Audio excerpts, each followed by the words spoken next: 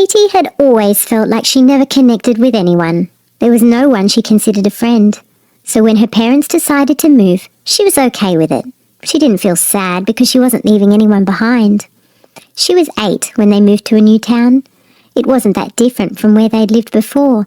There were a lot of trees and kids running around outside, riding bikes and playing. One day her mother caught her staring out the window at some kids playing. Her mum told her to go out and play with those kids. So Katie went out. She could see they were all having fun and she wanted to join in, but she was afraid. She tried to muster up the courage to ask them if she could play, but she just couldn't do it. She decided to go for a walk instead. She liked how peaceful the town was. The people seemed nice and polite. Her stroll eventually led her to the town's lake. She felt the rush of cold air hitting her face. The beauty of the lake was something to behold.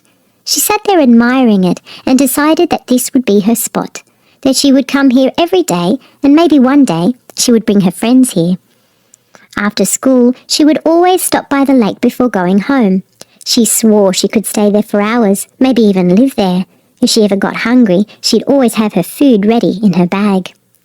She was writing a poem about the lake when she suddenly heard her stomach growl. She put down her notebook and her pen and got her sandwich out. She was just about to take a bite when she heard a noise. This startled her. She hadn't heard anything strange in all the days she'd been there. She looked around, but no one else was there. Then she noticed that there was something moving in the water. Curious to find out what it was, she walked closer to the water. She clenched her sandwich tight as she got closer and closer. When she was by the water, it stopped. Then all of a sudden something came out of the water and Katie got splashed with the water. She wiped the water from her eyes and saw something she had never seen before. She saw a dragon. She couldn't believe what she saw. She fell back on the ground and dropped her sandwich. She was terrified. The dragon was huge. She couldn't speak or shout. She was too afraid of what she saw. The dragon submerged its neck back into the water until only its eyes could be seen. Katie looked into the dragon's eyes and saw something very familiar. Like her, it had lonely eyes. Katie stood up and started walking towards it. She picked up her sandwich and then offered it to the dragon. The dragon didn't move, so she dropped the sandwich in the water and the dragon went after it. Moments later, the dragon stuck its neck out from underwater again. She got splashed with water, but she didn't mind it this time. It even made her laugh. The dragon moved its head closer to her. She reached out her hand and touched its nose. Its scales were rough but not unpleasant. She introduced herself to it. The dragon nodded, as if to say, "Nice to meet you, Katie." From then on, Katie and the dragon became friends. Every day, Katie would bring 5 extra sandwiches for her friend. She would tell the dragon everything that happened to her at school. Sometimes she would sing or dance and the dragon would just nod along. For the first time, she didn't feel lonely.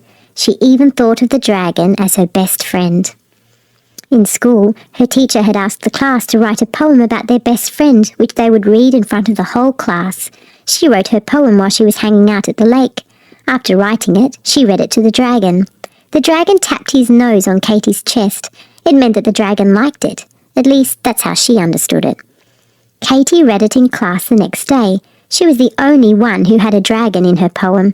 Her classmates laughed and thought it was sad that her only friend was an imaginary dragon. She got angry and told them that the dragon wasn't imaginary. She told them that it was real and that she would prove it to them.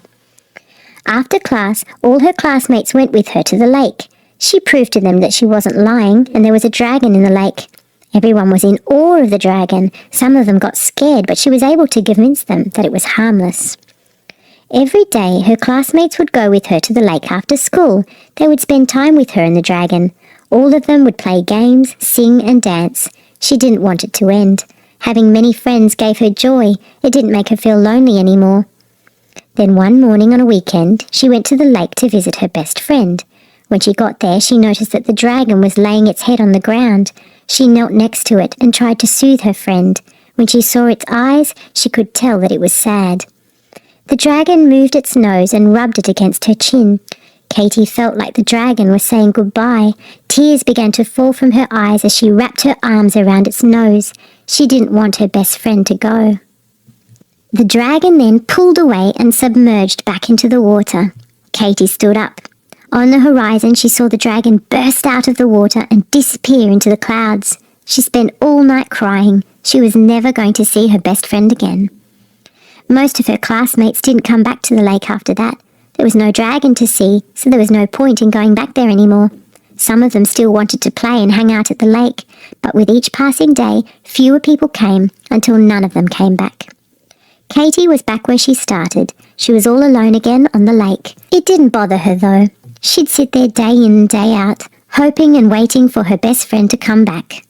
And if the dragon did return, she promised herself that she'd keep it a secret from everyone. She still brings 5 extra sandwiches, just in case. One day, Katie was sitting by the lake looking at the horizon. She felt the cold wind as it enveloped her body. She hugged her knees, buried her face between them. After convincing herself that every day she wasn't that lonely, she finally admitted that she was. She cried. It was too painful. Suddenly she heard a noise. She looked up, but there was no one in front of her. She was hoping that it was the dragon.